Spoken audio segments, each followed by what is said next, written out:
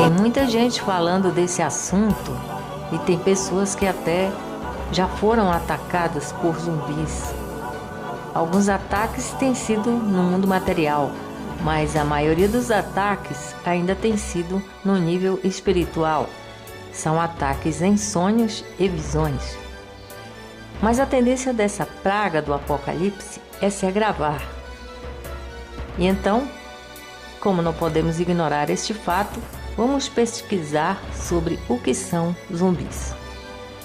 Mas primeiro vamos esclarecer aqui que há dois tipos de zumbis. O zumbi vivo, que segundo a feitiçaria voodoo, a sua alma é tirada e ele passa a agir somente por instinto, como aconteceu com o rei de Babilônia, Nabucodonosor, quando o entendimento dele foi tirado. E há também o zumbi morto, que é chamado de Egum nos cultos afros. Os Eguns não são demônios, são mortos que ficam vagando na terra, sugando a energia das pessoas para se conservarem aqui na face da terra. Na Bíblia temos o caso da médium de Endor, quando Egum subiu da terra e enganou o rei Saul, dizendo que era o profeta Samuel. No Haiti, as pessoas costumam desenterrar os mortos para reanimá-los e homenageá-los em rituais ligados ao voodoo haitiano.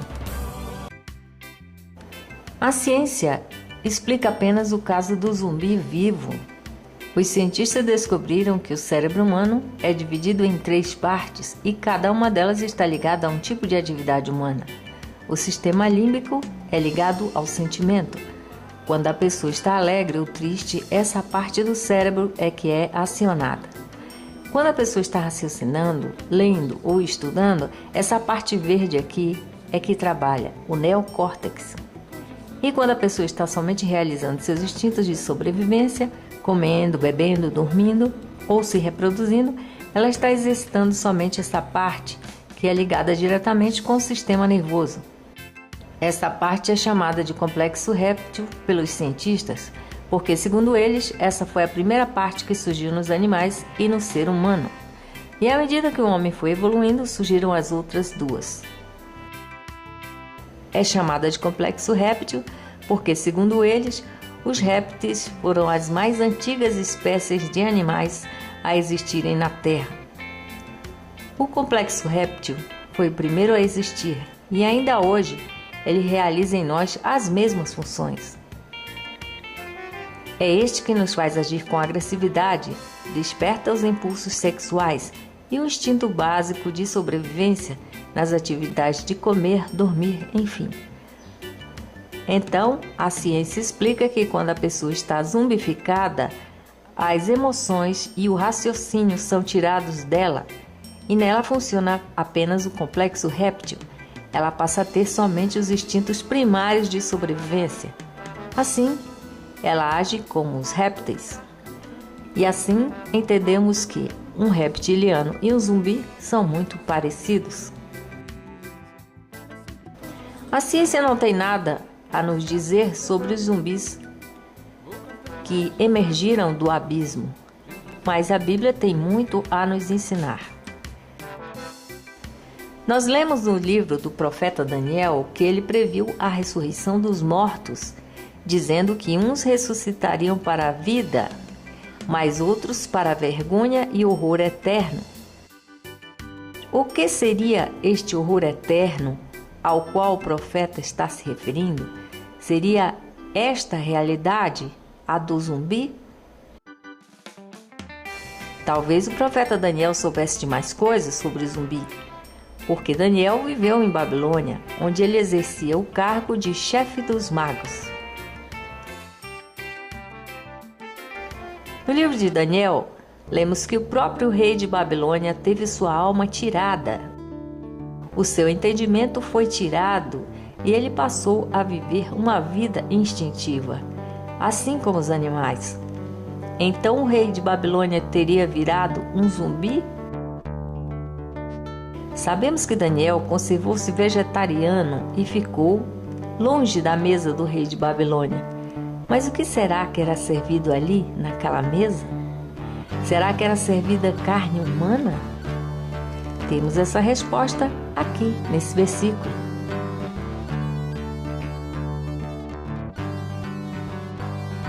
E o vinho do rei? Provavelmente era sangue também, porque a Babilônia no Apocalipse foi acusada de beber sangue humano. Então Daniel resolveu ser vegetariano. E aconteceu que, quando Daniel foi jogado na cova dos leões, os leões não devoraram o Daniel, porque o Senhor mandou um anjo e fechou a boca dos leões. Mas que tipo de anjos andavam com Daniel? Seriam os anjos verdes, da mesma linha do arcanjo Gabriel? Temos essa resposta aqui nesse versículo.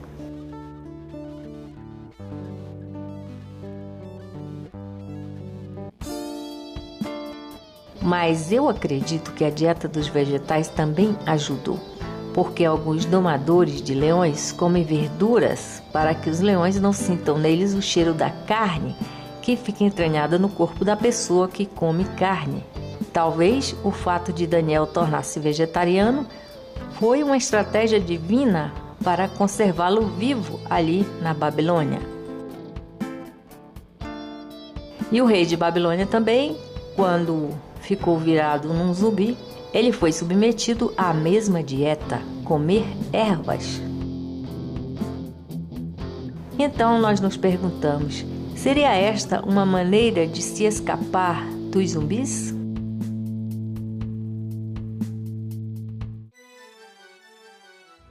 No livro de Zacarias diz que no final do tempo da graça de Jesus, os humanos são condenados a comer a carne uns dos outros. E o Apocalipse diz que quando cai uma estrela na terra, abre-se o poço do abismo e se soltam os gafanhotos que sobem das profundezas para devorar as pessoas. Mas eles não devoram nada verde.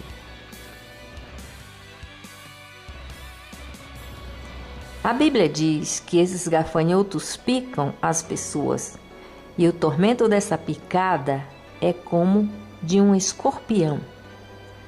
Mas o que será que a picada de um escorpião pode fazer com alguém? As neurotoxinas produzidas pelos escorpiões atuam estimulando terminações nervosas. O próprio organismo da vítima que foi picada libera substâncias mediadoras químicas, substâncias que trazem a desordem no sistema circulatório. A pessoa fica tendo convulsão, tremores e contrações musculares involuntárias. Isso explica os poderes que certos pregadores têm de jogar as pessoas no chão, porque a unção deles vem desses eguns. O famoso pregador Benny Hinn afirmou claramente que vai buscar a unção orando no túmulo da Kathryn Kuhlman.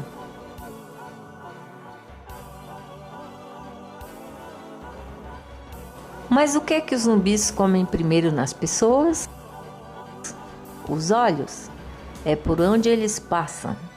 Eles atacam a cabeça, devoram olhos e cérebros, dizem as lendas. E alguns dizem que eles fogem do sal. Então, será que em Sodoma e Gomorra estava cheio de zumbis? Porque os anjos que foram destruir a cidade cegaram os homens de Sodoma e avisaram a família de Ló: não olhem para trás. Mas a mulher de Ló olhou e transformou-se em uma estátua de sal. Será que os eguns canibais teriam entrado nela na hora que ela olhou? Os eguns, quando se manifestam em trabalhos afros, eles não podem ser vistos.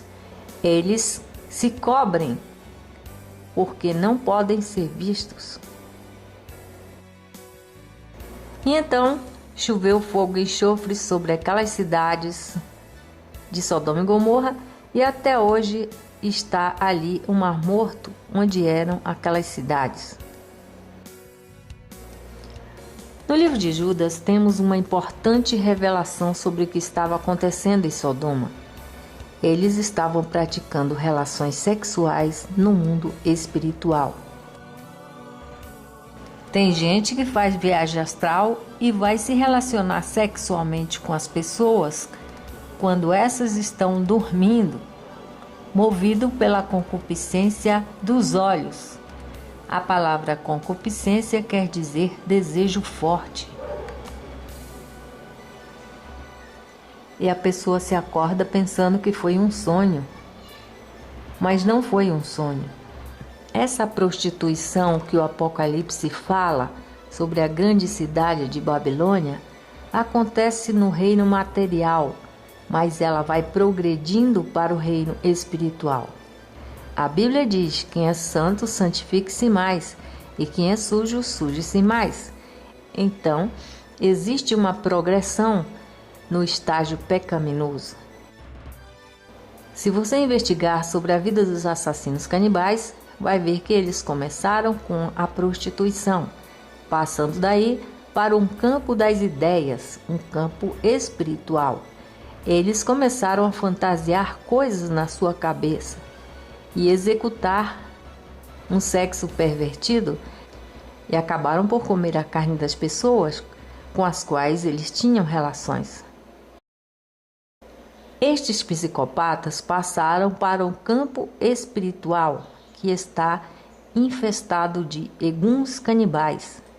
E então eles viraram presa fácil, tornaram-se zumbis controlados por eguns canibais.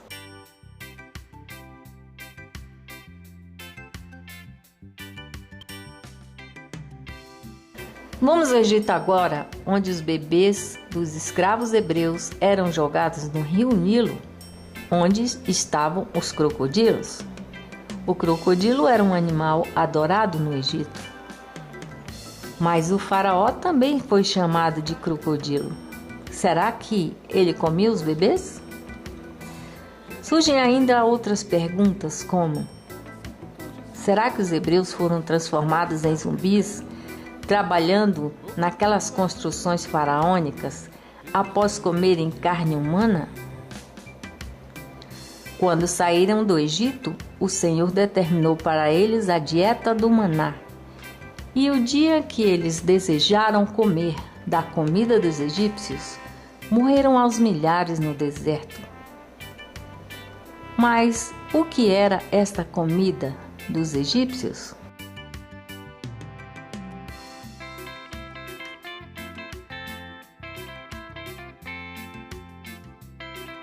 A saída dos hebreus do Egito é muito parecida com o arrebatamento da igreja. No Egito, uma das pragas foi a das rãs, e elas aparecem também no fim dos tempos. O Apocalipse compara com rãs os espíritos dos falsos profetas que vêm para enganar as pessoas. Eles vêm para zumbificar as massas para que elas lutem contra Cristo. Dizem no Haiti que no corpo dos sapos há uma substância capaz de tornar a pessoa morta por alguns minutos e ela permanece no estado de zumbi. Os eguns aparecem em visões como corpos em decomposição. Jesus pode ter visto isso nos fariseus quando ele disse: por fora pareceis justos aos homens, mas por dentro estão cheios de ossos e mortos e de toda a imundícia. E ele disse em outra ocasião: deixa que os mortos enterrem os seus mortos. Os falsos profetas zumbificam as pessoas, porque a unção deles vem desses eguns canibais. Eles mandam os eguns ferrarem as pessoas. Deus está aconselhando sair de Babilônia, porque chegou a hora dela ser devorada pela besta. A Babilônia, ou o Egito, simboliza o cristianismo caído, adulterado, corrompido. A estratégia que Deus deu para Daniel conservar-se vivo em Babilônia foi fugir da mesa do rei. E a mesma estratégia que Deus deu para Israel no deserto foi a de comer maná.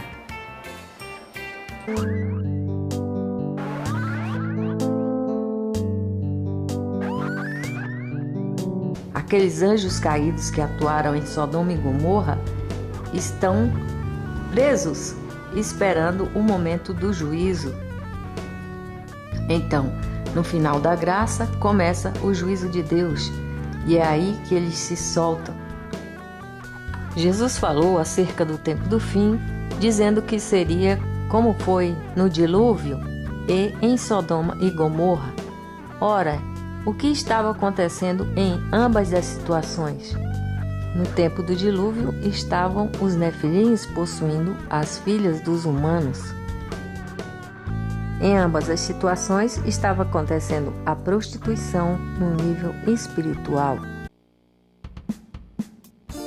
Vamos ver então como é que os eguns começam a oprimir uma pessoa.